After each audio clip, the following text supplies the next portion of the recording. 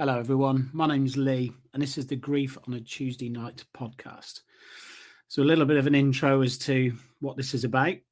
This is about the loss of a loved one or a very close relative, and some of the things that happen maybe on the day and certainly for the next few weeks and months afterwards. And hopefully, this might resonate with people and maybe help people, hopefully, along the way.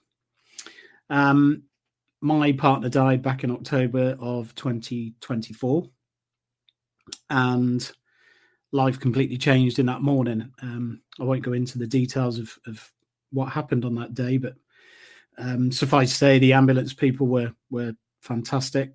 They really earn the money. Those people, they're incredible, and things happen very quickly. At the hospital, and by late morning, she'd gone. And it was a sudden realization from that point that that life had changed. And part of the reason for calling this Grief on a Tuesday Night was that soon afterwards, I checked in to find out about possible routes on therapy, group sessions, that type of thing, and came across a fantastic organization called Cruise, and they do a sort of setup meeting where people can go along and find out what they do, what they can offer. And a lot of people, and certainly including the people we ended up in our group with, we didn't really want to do one-on-ones. There's obviously a lot of pressure to talk and say things in one-on-ones, where it's not so much when you're in a group. You got time to think. You're obviously going to have time listening to people and obviously helping other people possibly along the way as well. But you'll have your times when you're going to be able to talk about things, but there's no sort of pressure to talk all the time. And I think that's why a lot of us prefer to go down the route of a group therapy session. And we had 7 weeks, and as someone who always thought that, therapy in whichever form has got to help, has got to be good for people to talk, and now I've experienced it, I can only say that, yeah, absolutely, 100%. If it's something you can do, if it's something you've got the time to do, you really should look into it, because it helped absolutely massively for myself. And it was wonderfully run by the two women, the one woman in particular who led the sessions, and the lady who helped her, but the other 5 people apart from myself. I think the thing that you experience that you probably don't get from, say, your friends or family is that understanding, a real understanding of what you're going through and have gone through.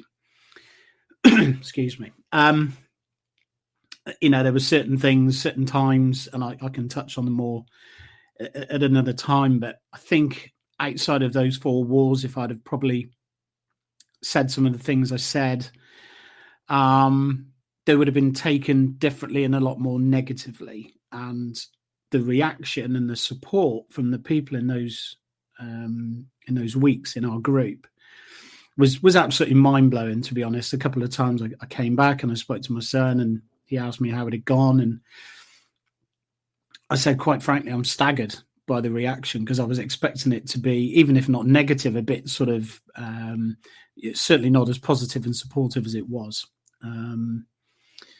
But yeah, I can touch more on those sort of aspects of the group therapy sessions later on, but I'd heartily recommend them. I really would.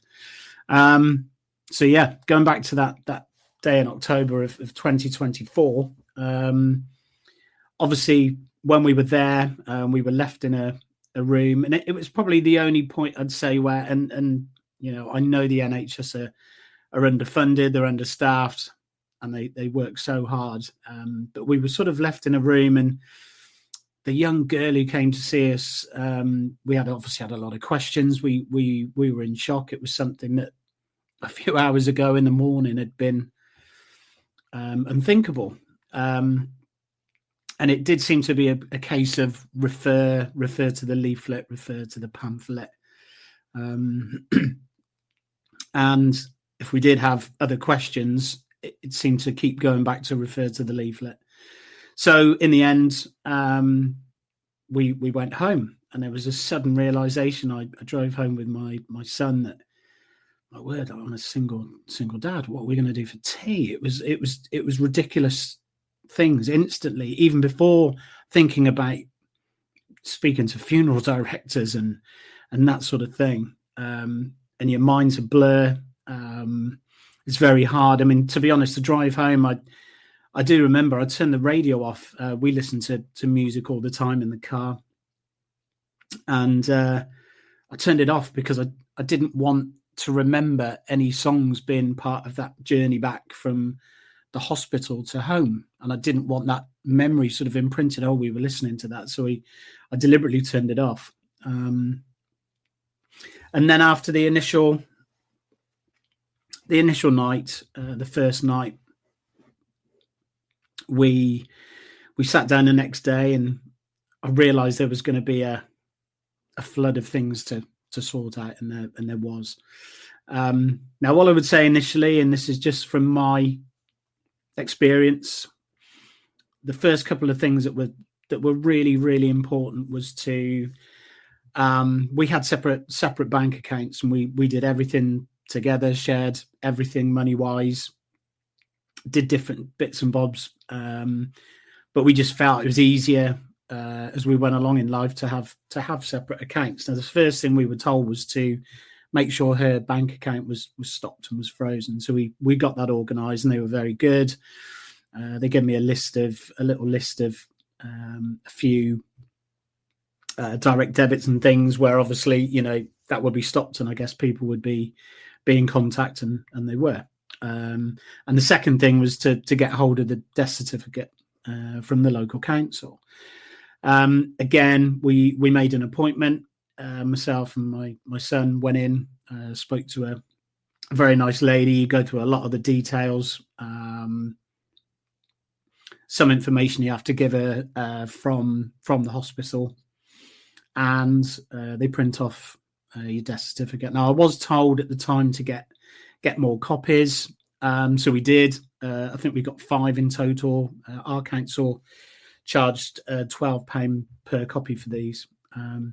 As it turned out, from us, with all the emails that followed, I think all bar one were quite happy to have a photocopy, just a phone camera shot of it sent over to them, because it was just one page.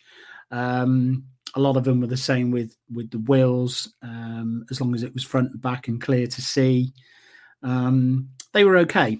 So in the end, maybe a few of the copies weren't needed, but I know other people who've said they've dealt with companies who insisted on having the original document, so it may well be worth doing that. Now, I think I'd set myself, once we had the bank account frozen, we had the death certificate, and we had people to contact and companies who were going to contact us. So I knew there'd be a lot of emails to follow. But if I'm honest, I wasn't prepared for it. I thought maybe 2 to 3 weeks I would be able to sort out the vast majority of things that needed to be organised, and I was hugely naive regarding that. I would say in the end, it probably took between 3 to 3.5 months to get things sorted. One of which involved probably 20 to 25 emails over the course of those 3 months. She had a car which she'd purchased a few years previously. I won't mention the company's name, but it sounds a bit like Winch. And initially, they were seemingly very, very helpful. It was the first of the emails that started off with "We're so sorry for your loss" and blah blah blah. And in the end, that became very hollow. But yeah, this company, it wasn't just a case of saying, is it still on A purchase agreement has been paid off. As it turns out, it hadn't been finalised, and we assumed there'd be a choice of either keeping it or sending it back. But it certainly wasn't the case that we could deal direct with them, and they passed us on to someone else. The second company passed us on to a third company, and the third company passed us on to a fourth. And initially, after a few weeks, I had no further information, nothing that could help. So I went back to the start again and spoke to Winch, and was given the same answers, and we went through the same process again.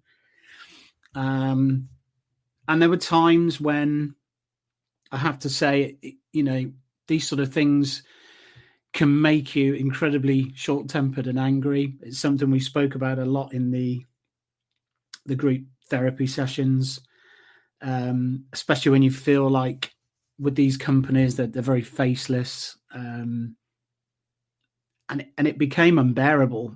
Sometimes you'd email one and they come back and they give you we're really sorry for your loss, and then you'd reply, and then somebody different would come back to you and start off by saying, we're very sorry for your loss. And I had this with one company 3 times in a row, and it really does become, it's copy and paste, I know, but it's very, very hollow, and you don't feel like you're actually getting anywhere with these people at all. All I can say is you've really got to.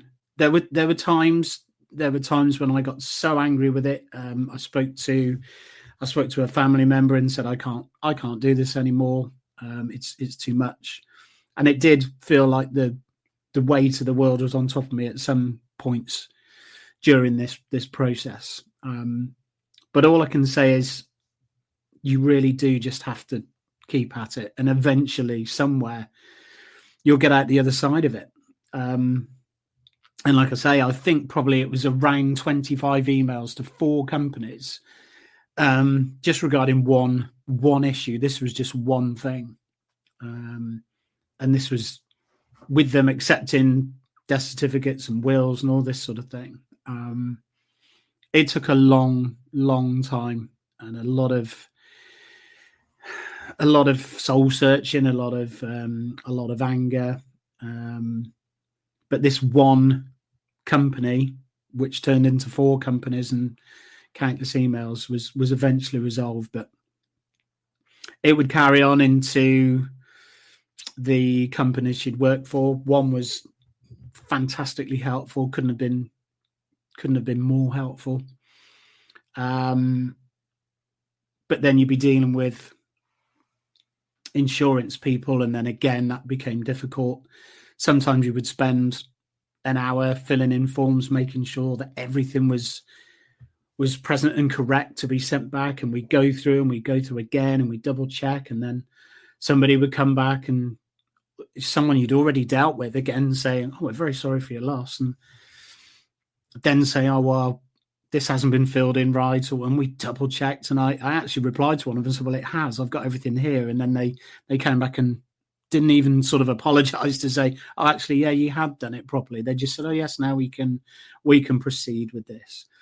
But there are times when it just becomes unbearable, and you get so angry about it, I can't even describe. And it's something when you speak to the other people in the meetings, you think you can't be reacting right. You can't be this angry. So not just angry. I can't think of a word for it, but it's a really normal thing. It's a normal thing to be angry and in grief anyway, in many different ways. But yeah, dealing with these people, and I know that some people have it even harder if a relative dies abroad, having to deal with the authorities in another country, that sort of thing. It just must be unbearable.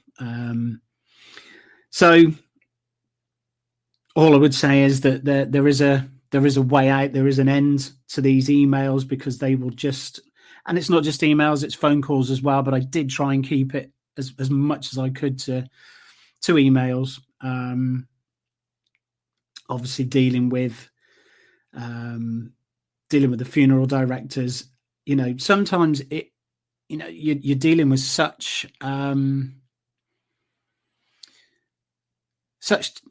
things that are so close to home and so hard to bear and hard to talk about, but somehow you've got to get through it. I mean, I'm talking sort of 4 months on now. I couldn't have spoken about this in this sort of state three months ago, and this is very possibly where the group sessions have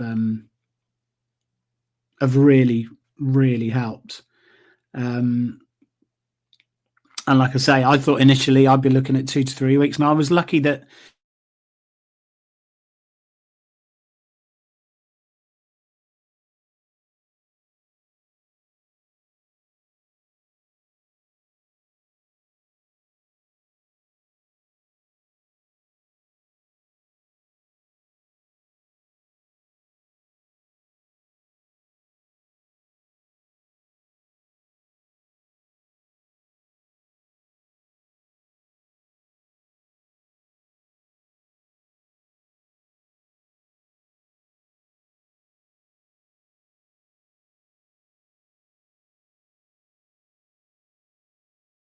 I had many jobs. It's only about 6.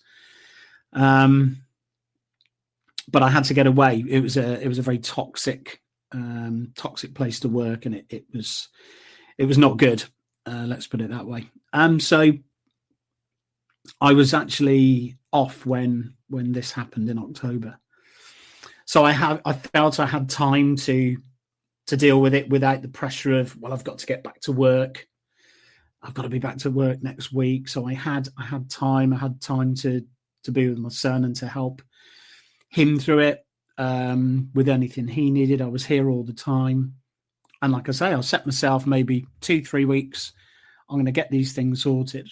And it was incredibly naive. It was never going to happen. I remember saying almost that very line at the initial meeting with crews when you go to the first meeting, they spend a bit of time and split you into 2 groups. And you get to say a few things about why you're there and certain things that are happening. And I mentioned this, and straight away you look around and people are nodding and they get it. And I think this is the thing with the group sessions, that everybody understands. They're all going through different types of grief, different family members or husbands, wives, but everybody understands. And like I say, even when I've maybe said things that outside of those 4 walls would have been taken differently and been seen as quite negative, not only have people understood, but they've been so supportive, and you've been made to feel like, actually, I'm not a freak for thinking that or acting that way. And it's I was incredibly lucky, actually. I mean, I hope as I sit here now, our sessions have only recently finished. And the lady who took the sessions, was in charge, said most groups will meet up, once a month, and all keep in touch. And I really hope we do. Everyone was so good in that group, and yeah, I couldn't thank them enough for some of the reactions to some of the things that I've mentioned and I've said too. So there's probably a lot more I can say, which maybe I'm going to do next week. I don't know who this might reach, how this will work, or if it's just going to end up being something I can look back on as a bit of sort of audio therapy for myself. This is only in an audio version. Nobody needs to see my ugly mush on the screen. So yeah, I hope it might possibly just help. But yeah, grief on a Tuesday night. That was because of the Tuesday night meetings we had with crews. So I thought this might be a nice title for this little podcast. And what I was going to do, because this is going to be very unplanned and very raw. It's not going to be a polished podcasts, that there's millions of them, absolutely millions of them out there. This is just going to be very raw. I've got a few notes to go on, but that is it. And what I thought I'd do along the way to hopefully make it not too down and depressive. And I know it's hard because of the topic, but I just sort of finish off each bit with something to do with something like TV, sport, and music. Sort of three things that I love, especially football and music, and some other sports too. But so TV, there was a couple of things that were recommended in our sessions. One was called Dead to Me, which was on Netflix, which actually starts with a woman in a group therapy session, which is why it sort of hit home at the time, because we recognized everything that was sort of going on. Another one that I'd watched previously on Netflix was Afterlife, written by Ricky Gervais, which I loved beforehand anyway. And then when I watched it after what had happened to me, you do actually see it from a completely different angle and understand so much why Tony was so angry at people, why he treated people the way he did. You absolutely get it. You understand it. No matter how he talks to people, you get it. I think Ricky Gervais was absolute genius, quite frankly, in making that. And I'd really recommend that too. And sport this weekend, well, in the Premier League, Aston Villa beat Brentford 1-0 at the G-Tech Stadium. Ollie Watkins, the ex-Brentford player, got the winner.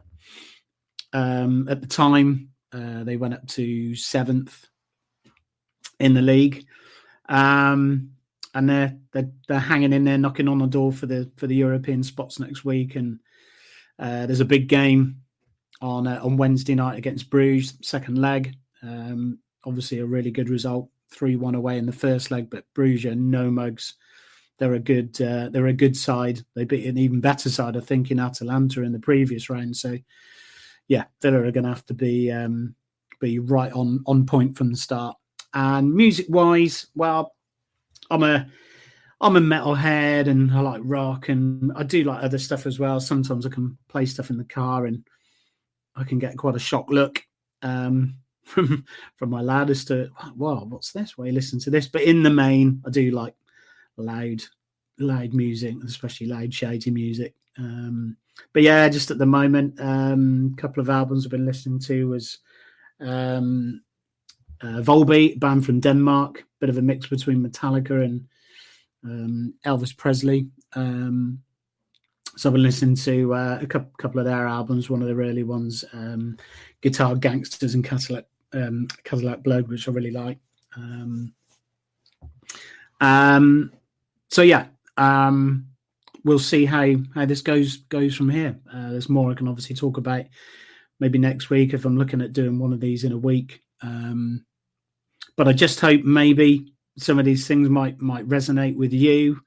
It's a bit of additional therapy for me to talk about it again, so it's just helpful.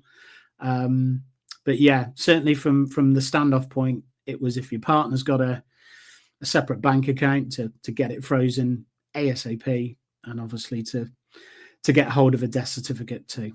And that's it. So as I say, my name's Lee. This is Grief on a Tuesday night, and hopefully we'll speak again soon.